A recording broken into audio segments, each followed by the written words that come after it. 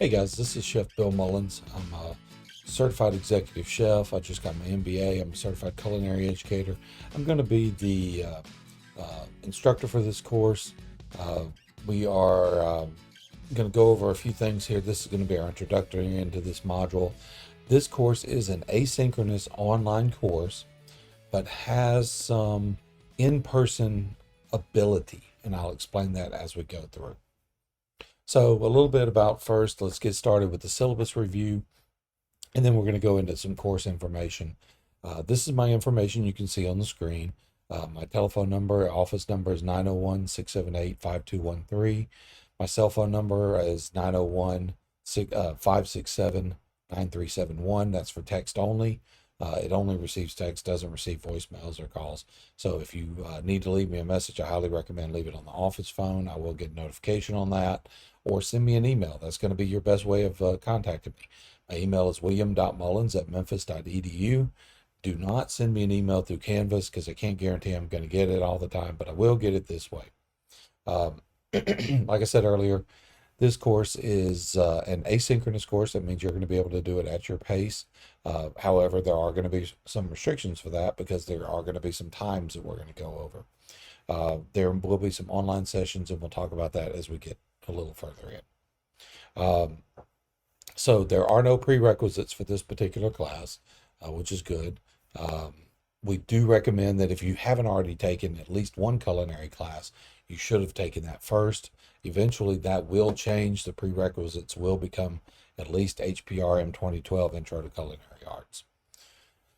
So the required textbook for this particular class is Manage First Principles of Food and Beverage Management with the online exam voucher, second edition. This is from the National Restaurant Association. The ISBN number is listed in the syllabus, which is on your course shell. This book is only required if you plan on taking the National Registry exam. Otherwise, the chapter supplements will be provided to you in the learning management system, or the course shell, or aka Canvas. So if you want to take the National Registry test, then you need to buy, at the very least, the proper voucher for this book. You don't necessarily have to buy the whole book, but you do need at least the proper voucher for this book.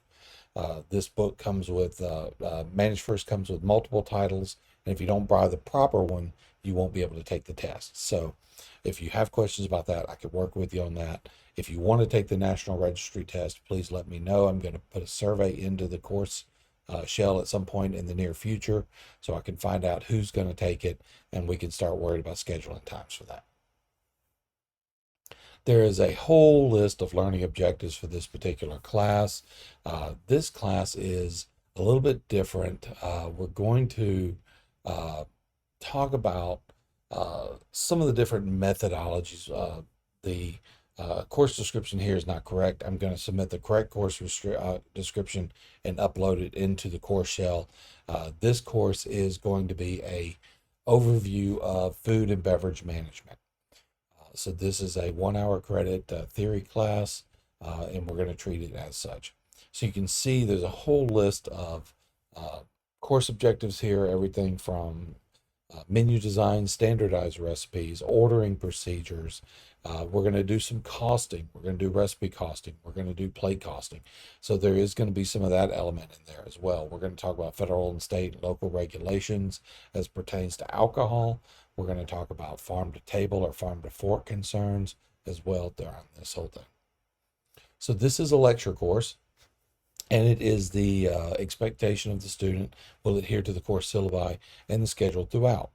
I'm going to be pretty particular about the schedule, which means that I'm going to set due dates and I'm going to set expiration dates, and I'll talk more about that as we go. Okay, so let's talk about the breakdown for the grades. First thing, discussions are going to be worth 10% of your overall grade. Quizzes, 20% of your overall grade. Assignments are going to be worth 20%. Research project, which is going to be due at the end, will be worth 20%. And the final exam will be worth 30%. Since this is an online asynchronous class, there is no participation grade in here. We're assuming that if you're doing all of these things, you are participating. So we're going to use a standard grading structure, which is the A plus, A minus B, so on and so on, that you've seen so far before. Nothing new, nothing corrected in that. So let's look over the tentative course schedule. And I want you to pay attention to the word tentative because, as you know, things sometimes change. But I'm going to try and hold to this as much as I can because of the specific due dates that I'm going to set in the course show. So week one, which is going to be week of August 22nd, we're going to go over the getting started. This is what we're doing right now. This is getting started and module 0. So this is going to be our getting started section. This is going to be our syllabus review. We're going to overview the course in the online course shell, and then we're going to have some assessments in there. Now, these are mandatory assessments. Make no mistake about it. You will not be able to proceed with the course unless you do them. The syllabus acknowledgement. This is extraordinarily important. You have to acknowledge that you have received and read the syllabi. Now, we're going to go over the syllabi in this lecture, so there is no one in here that has not seen it at this point. Also, there's a pre-assessment. So this is going to gauge your knowledge at level 0. Don't look at any material. Don't look at any references. Don't search questions online. I want your fresh opinion, just the way it is. This does not count against your final scores. You will get a score on it, but it does not count against your final grade. So don't worry about what you do in this particular one. We're going to worry about the one you do at the end. We're going to do the same assessment, the exact same questions at the end. It's only 10 questions. We'll do it at the end of the course, and that will be our comparative data to be able to show that we've had growth in the class. And then there is a module 0 discussion. This is introduce yourself. Now, this is going to be a video assignment. You will not be able to turn this in any other method but a video. The reason why is because I want to see everybody's bright, shiny faces. One of the things about customer service is dealing with people, and dealing with people means seeing their faces. In a world we've lived in over the last few years with COVID, I think faces are wonderful. I think we should see them all the time. So that's how week 1 is going to go. So we go into the following weeks. Week 2, we'll start with module 1. It all starts with a menu. This is a fairly routine introductory module, although there is some math involved in here. So we're going to walk through that process. And it's very important that you pay attention to some of those things in the book. The supplement for the book is included in your Canvas shell as well. So don't worry, you don't have to go out and buy a book right away if you don't want that voucher. We've got some assessments. Each week you're going to see these similar assessments. Module 1, there's going to be a case study. Module 1, there's going to be a discussion. In Module 1, there's going to be a quiz. So those are going to be pretty standard. Module 2 actually occurs over 2 weeks. And because of that, the due dates are going to reflect that it's a 2-week module instead of a 1-week module. So all the due dates are going to be on the back end of that 2-week period. We're going to talk about standardized recipes are critical. Now, in this chapter, we are going to do some math. I know, collectively grown, but we are going to have to do some math. We're going to have to do how to break down a standardized recipe, how to cost a recipe, that sort of thing, because these are really important things that you need to know in the restaurant industry, in the hospitality industry, in the retail industry, any industry where you sell something, anything, you need to know how much it costs, all the way down to the minute amount. So we're going to be doing that in this particular module. And that's going to take 2 weeks, and it's going to cover the week of November 5th and November 12th. The week of November 19th, we'll get into module 3. This is product purchasing. Again, we're going to have the standard assessments that are going to go with that, a case study, a discussion, and a quiz. The week of September 16th, we'll get into purchasing, product receiving, storing, and issuing with the usual assessments. The week of October 3rd, we're going to get into module quality food production standards with the usual assessments. The week of October the 10th, we'll get into module 6. This can be quality beverage management standards. That's where we're going to talk about alcohol and alcohol-related issues. In the week of October 17th, we're going to get into facilitating performance of production staff. We're going to find out how to get the best out of our staff. Module 8 after that, in October 24th week of, is going to be communicating with customers. Now, if you never communicated, this is an interesting thing. There are lots of tricks and tribulations to communication. And when I say communication, I'm not talking about just having a conversation. There's way more than that. It includes the written communication, oral communication, physical communication, eye contact, all of that kind of stuff, but also the message itself and how it's presented. In the week of, yes, you're right, Halloween, October the 31st, we're going to talk about managing buffets, banquets, and catered events. And then we'll have the usual assessments with those. Going into November, for November 7th, the week of, we're going to talk about food and beverage management, analysis, and decision making. Now, this is the last chapter in the book, so it's a fairly hefty chapter. And we'll have a little more time with this. I'm going to extend due dates out past this week into the next couple of weeks because it's a fairly hefty chapter. Modules 11 actually encompasses this particular chapter as well. We're going to talk about food costing in Module 11, recipe costing, menu engineering.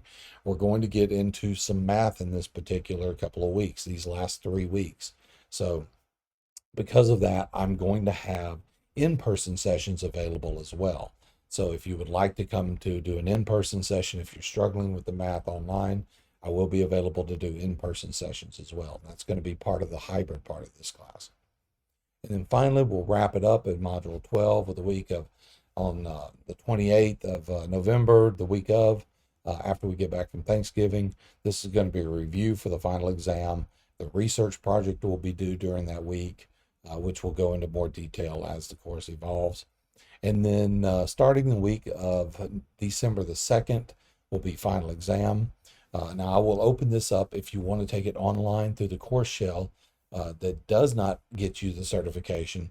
You can do that. But if you want to do the certification, then you would have to come to the school and we would have to proctor that exam. So that's why I'm going to need to know one way or the other which way you lean. Again, the one that will be online that you'll take through the Canvas shell is not a certification exam. It does contain the same questions, but it is not a certification exam because it has to be proctored and you have to have the registry code. If you want to take the certification exam, which will take the place of the final exam, then you would have to come in, you would have to have that voucher code in order to do that. And we would set up a time where you would sit in front of a computer, have a proctor there to be able to watch you do the test. You know how proctors work. And then that would be a national registry exam that you could take that certification anywhere with. So just a caveat here. Okay, we talked about tentative schedule. Syllabus changes. The instructor reserves the right to make changes as necessary to the syllabus. If changes are necessitated during the term of the course, the instructor will immediately notify students of such changes, both by individual email communication and posting both notification and nature of changes on the course homepage or the news area. So now that I've told you that, you can't say that I didn't tell you that. The lab uniform policy, unless you're going to be in a kitchen, unless you're going to be cooking something, which you will, I'm sure if you're registered in this class, you're probably registered in one of the other classes, 3061 or 3062, then you'll need this uniform policy for those classes, but not for the online classes, because unless you're going to be sitting there in your chef's coat online, hey, you do you. I don't judge. But, please wear clothes. That's all I ask. If you're going to be in the kitchen shoes are appropriate. They have to be non-slick. This is for your safety and my peace of mind. Keep your uniform clean. You don't want to be called a dirty person. That's not a very pleasant thing to have attached around your neck. There's more information here that you can peruse at your leisure about uniforms. There's key points about the uniform professionalism, and other considerations. Then we get into some of the student expectations. Each student is expected to appear in class, or in this case online, to discuss the topics of the course. Appropriate preparation includes, but is not limited to, reading the text and reviewing recommended online materials. Now, I do a pretty good job about lecturing, but you'll still need to follow along in the included text as I'm lecturing. It's a very good idea to do that. The PowerPoints that I base the lecture off of are terrible. I'm in the process of trying to get a clean copy of them or rewriting them altogether, but that's going to take more than a semester to do.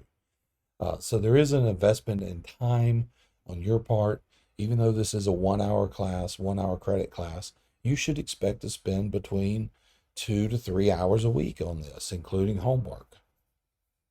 Responsibility, you want to make sure you're taking responsibility by completing and submitting assigned tasks by the stated due date. Now, we're going to talk more in depth about the due date as we get further down this list. And then make sure you're communicating any difficulties that might impair learning or academic performance due to hands-on nature of this course.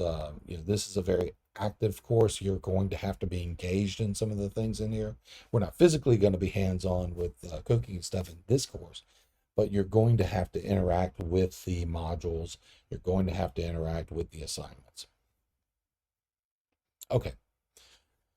So let's talk about the assignments. Each student will be required to participate in various graded activities, including performance and academic standards in the lecture and lab. We're not at the lab in this class, but you get the idea. Additionally, each student will be responsible for various assessments and assessment tests throughout the class. Each assignment will be given a point value. Labs will be set up on a team system. Okay, again, we could skip that whole thing because we're not going to be in the lab in this particular class. Quizzes will be assigned as hands-on demonstration or as written quizzes in this particular case. There'll be written quizzes in the form of an online quiz relating to the current units of study. Research topics will be assigned by the instructor on the first day of the class or within the first week or so and may be given at random or decided by the group. Exams will be made up of 2 parts, written and practical. There are some practical elements of this, some assignments that you'll have to do later on that will take part of that. The written exam will consist of multiple choice matching, fill in the blank questions. Typically, even though it says short answer and essay questions and or other types, I typically don't have those kind of questions on this test just because it makes it easier for me to grade and you get instant grading back as opposed to having to wait for me to grade them. As a former student myself, I understand how nerve-wracking that is when you see a 52 pop up and you know you did better than that, but I haven't graded the written part of the test yet. Attendance is crucial, not just for lab days when you're in the lab classes, but attendance online, and logging in. I can see how much you log in. I can see how active you are in Canvas. Bet you didn't know that. I can see the amount of time that you spend online through your Canvas as far as interacting with the course. So keep that in mind. I take that into consideration. If you come to me and say, but chef, I'm going to be like, but student, you see how much you logged in. So keep that in mind. Course policies and procedures. All students are required to maintain and access their University of Memphis email account. That's at memphis.edu. This is really important because this is where I'm going to be communicating with you a lot. So if you are not accessing that, you really should pay particular attention to it. It is your responsibility. You will receive all official course correspondence at this email account. It is your responsibility to check your inbox frequently and read and respond to all email messages from the course instructor. University policy recognizes there is a variety of legitimate circumstances which students will miss coursework and that accommodations for makeup work will be made. This policy applies to all course requirements, including the final examination. Students are responsible for planning their schedules to avoid excessive conflicts with course requirements. That being said, I will tell you that the university does not have a excused or inexcused policy anymore.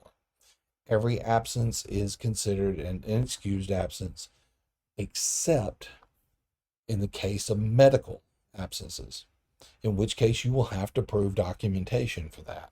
Yeah, I don't need to know what you were diagnosed with. I just need a letter from a doctor, and depending on the severity of it, it may have to go through the Dean of Students office. For all circumstances, the instructor has primary responsibility to grant a request for makeup. That means it's my option to grant the makeup. If I feel it's not a valid excuse, a medical valid excuse, then I may deny it. Each student will be given an opportunity to perform makeup work as prescribed. However, it is the responsibility of the student to complete the work in the prescribed timely manner as discussed with the instructor. If you do not turn it in the prescribed timely manner, guess what? It stays a 0. That is just the way the life works. Instructors are not obligated to accommodate a student who has missed so much of the critical components of the course, even for legitimate reasons, that arrangements for makeup work would not be reasonable and or would not allow the student to show reasonable proficiency in the material. Let's be honest, if you haven't logged in 6 weeks and you are buku assignments behind, now my assignments will lock out. You will not be able to submit them, period. No excuse. Then I'm sorry. You just will have to repeat the class. You can come to me and say, Chef, what can I do to pass this class? And my answer is going to be register for it next semester. Attendance, because this is an online class, attendance is not required. This section does not necessarily apply. Online quizzes and online activities are to be completed by the designated due date as described by the assignment, and we'll talk about that in the late section below. Participation. You are expected to participate in the course, and that means in the case of an online class, logging in at least 3 times each week, minimum. I would recommend that for this class, at least minimum. Classroom or online behavior, be respectful. Online in the discussion posts, you can comment to discussion posts, but be respectful. If you are not respectful, you will receive a notification.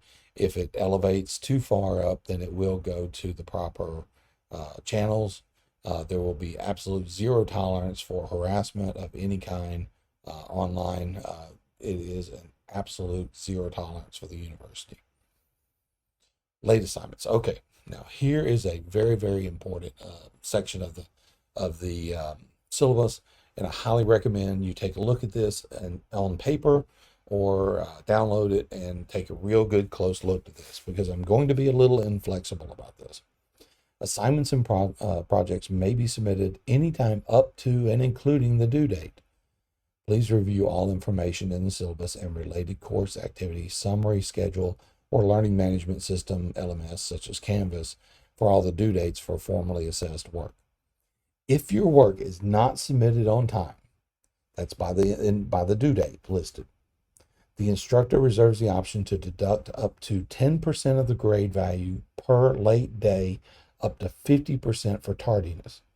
That means that every day you're late, the assignment will take 10% off. This is going to happen automatically. I've set up a rule in my grade book to where it will happen automatically. So it tells me, because I'll put a due date and everything, it'll tell me that you are 1 day and 12 hours overdue. It's immediately going to take 10% off the top. Whatever you do, whatever the grade I give you, it's going to take 10% off the top.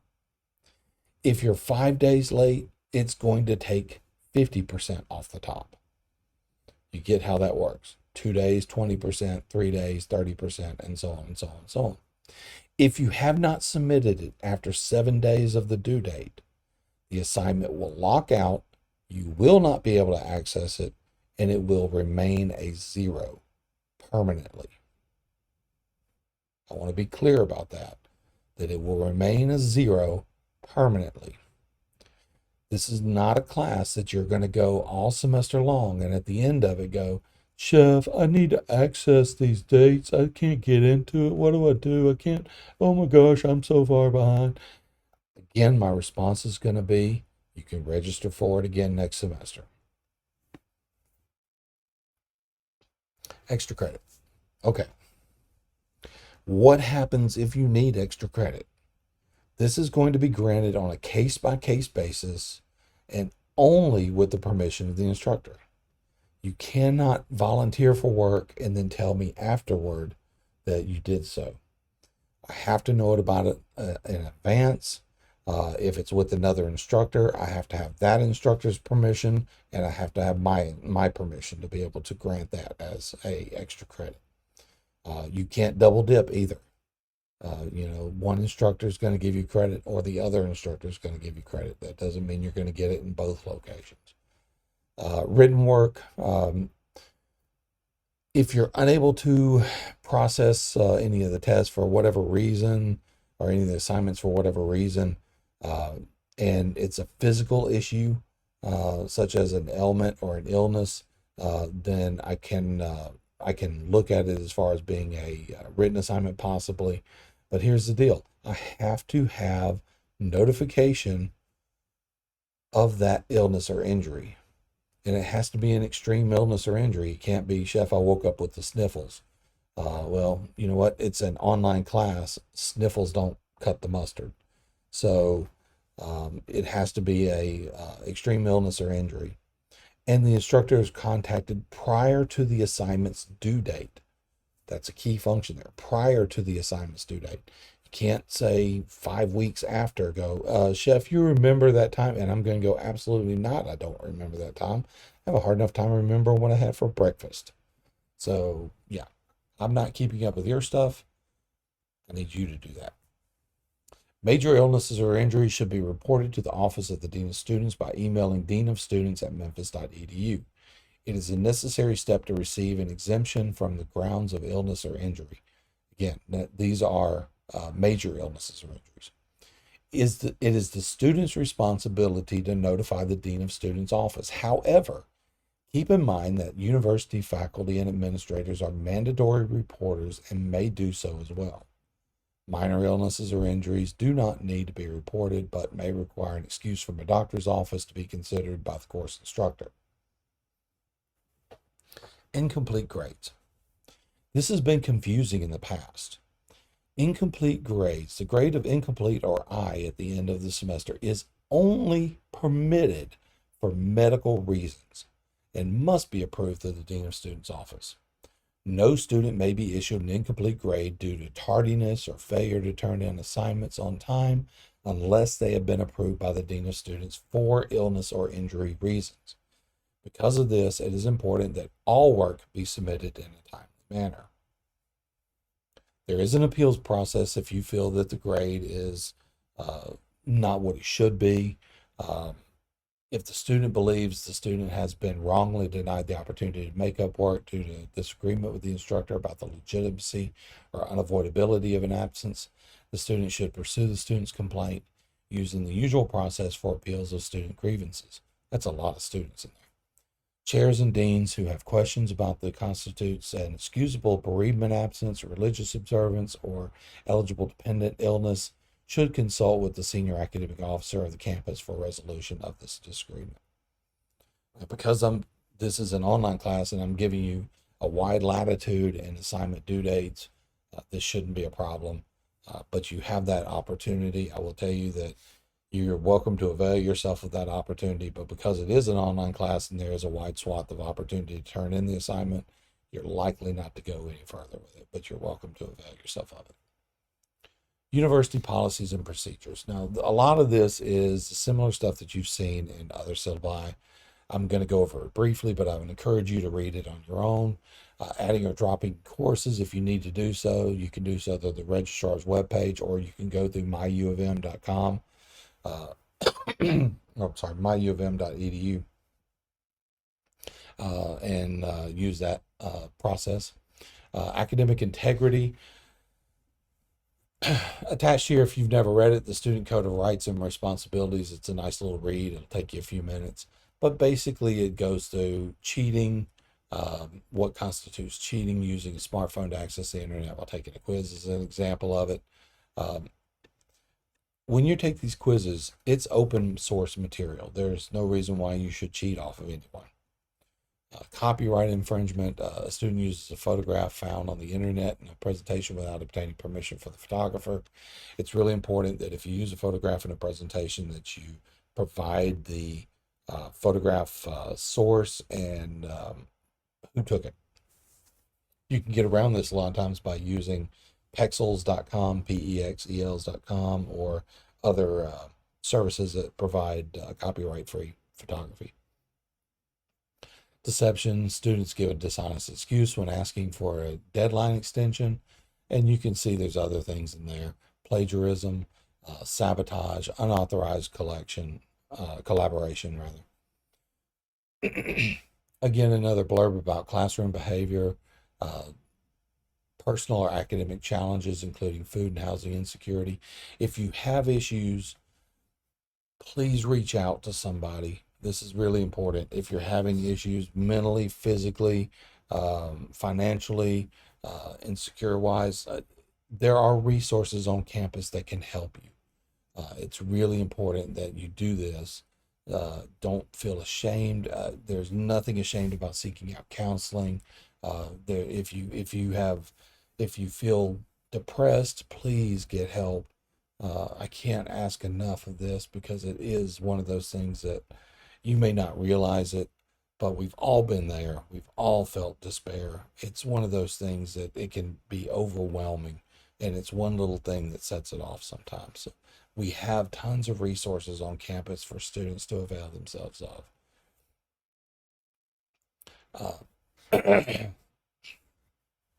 In accordance with University of Memphis Policy HR 5050, no university employee shall enter into or maintain any personal relationship with students or with employees over whom they exercise or reasonably can expect to exercise direct or indirect control.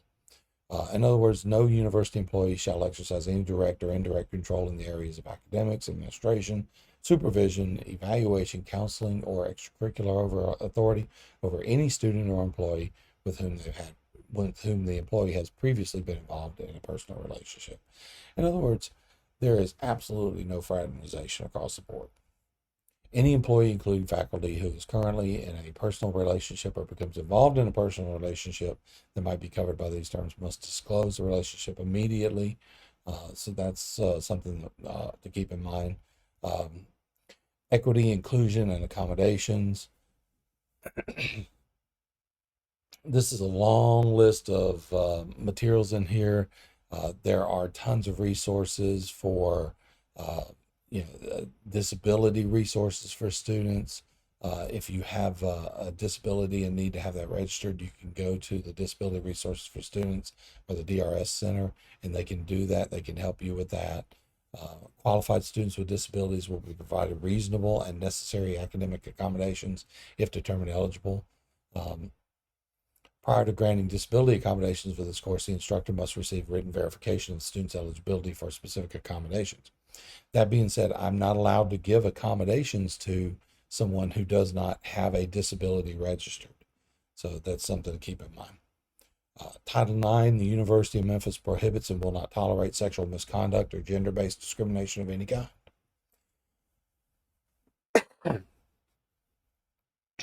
Sexual misconduct and gender-based discrimination.